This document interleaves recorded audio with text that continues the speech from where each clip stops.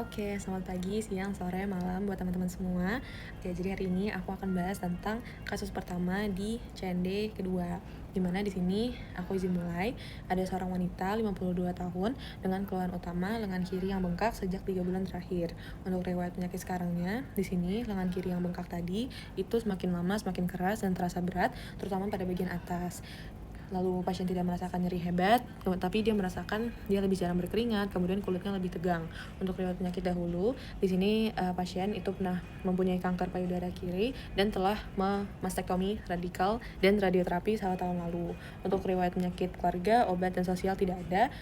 Dan di sini didapatkan hipotesisnya yang pertama adalah limfedema. Di sini dikarenakan adanya pembengkakan yang dimana bengkaknya ini kata pasien itu keras dan terasa berat, yang dimana diasumsikan bengkaknya ini adalah non pitting gitu, yang dimana disebabkan oleh adanya obstruksi pada saluran limfatik.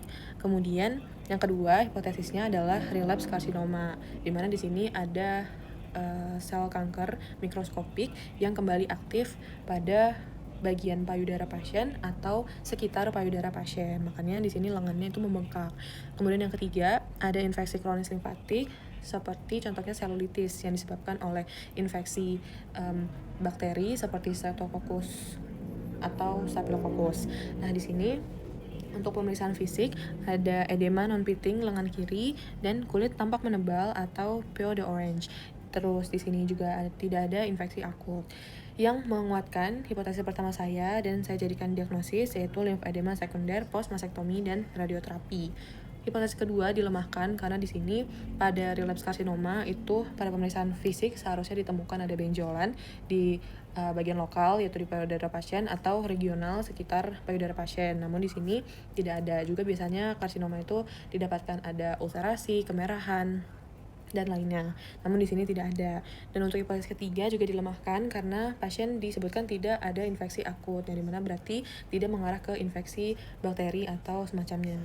Baik, di sini dengan diagnosis limfedema sekunder, post mastektomi dan radioterapi, untuk etiologinya sendiri di sini ada 2 faktor resiko, di mana yang pertama pasien itu pernah menjalani mastektomi radikal atau pengangkatan kelenjar payudara keseluruhan gitu ya, yang dimana pengangkatan kelenjar ini itu juga disertai dengan pengangkatan axillary lymph nodes atau nodus limfatik aksila, yang dimana dia itu menyatu dengan kelenjar payudara seperti itu, yang dimana di sini berarti terjadi hilangnya saluran utama drainase limfa lengan yang seharusnya cairan limfatik itu berarti akan dialirkan ke sirkulasi yang kolateral. Namun apabila bebannya sudah terlalu besar, maka akan terjadi penumpukan cairan dan memicu ke gangguan aliran limfatik.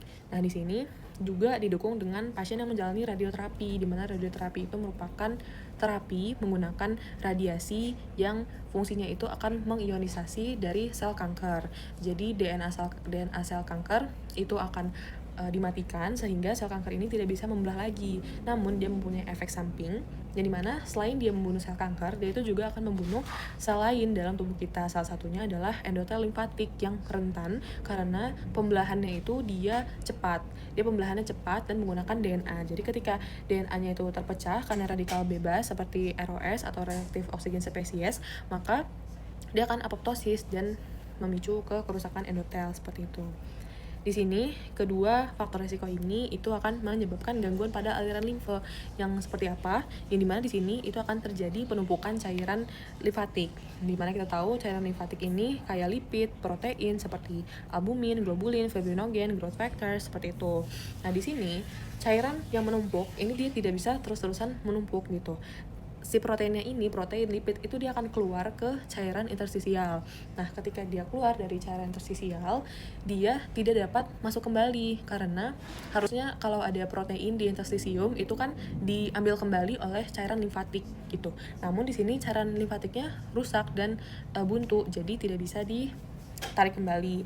Nah, albumin yang berdiam di cairan interstisial ini itu dia akan terdenaturasi atau mengalami perubahan lipatan, di mana struktur albumin ini juga jadi berubah. Albumin yang semulanya dia itu larut, dia akan jadi tidak larut dan gampang aglutinasi gitu.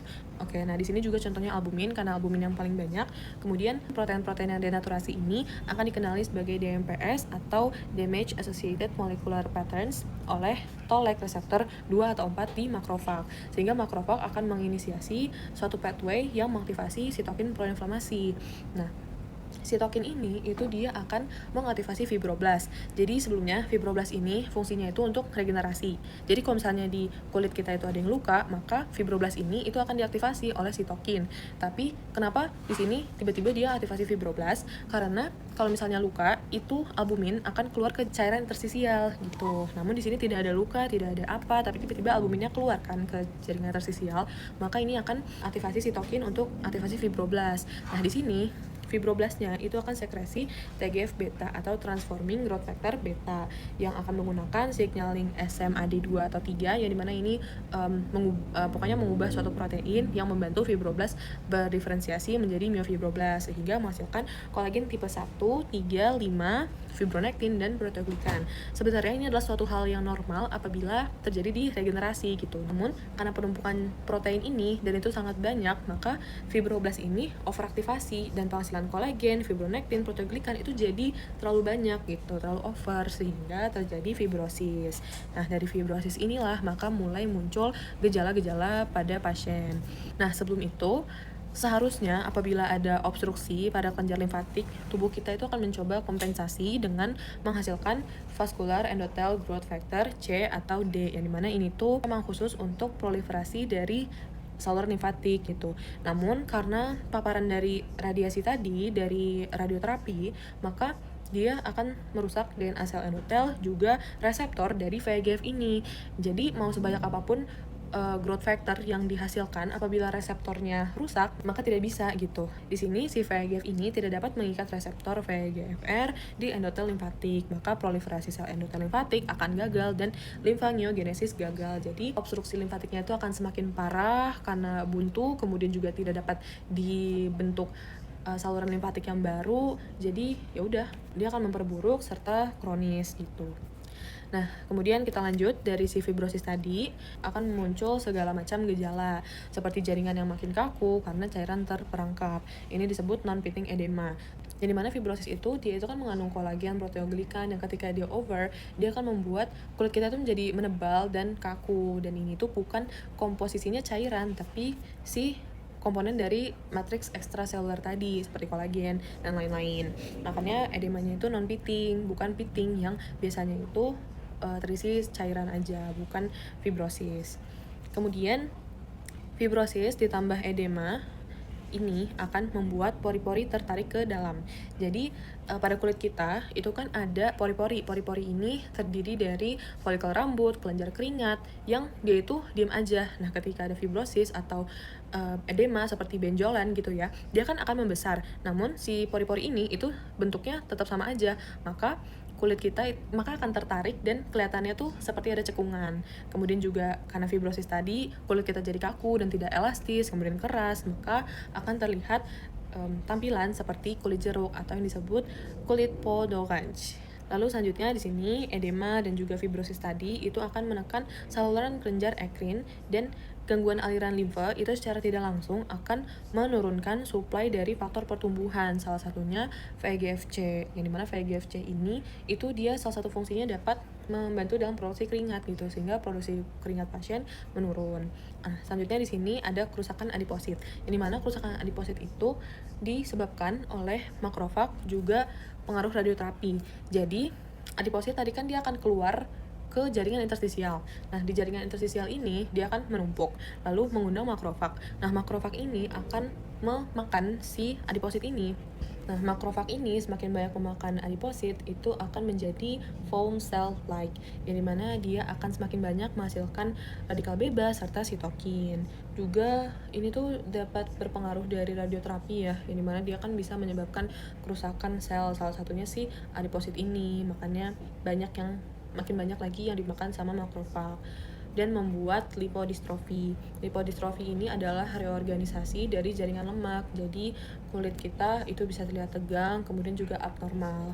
Nah, yang terakhir, dari akumulasi cairan limfatik ini itu akan meningkatkan massa di jaringan sehingga mengaktifasi stretch reseptor saraf perifer dan menimbulkan sensasi berat namun bukan nyeri. Kenapa dia tidak ke nociceptor? Karena di sini tidak ada nekrosis atau inflamasi jaringan yang berat, jadi tidak ada mediator nyeri seperti bradikinin, prostaglandin gitu nggak ada, jadi dia nggak menimbulkan nyeri.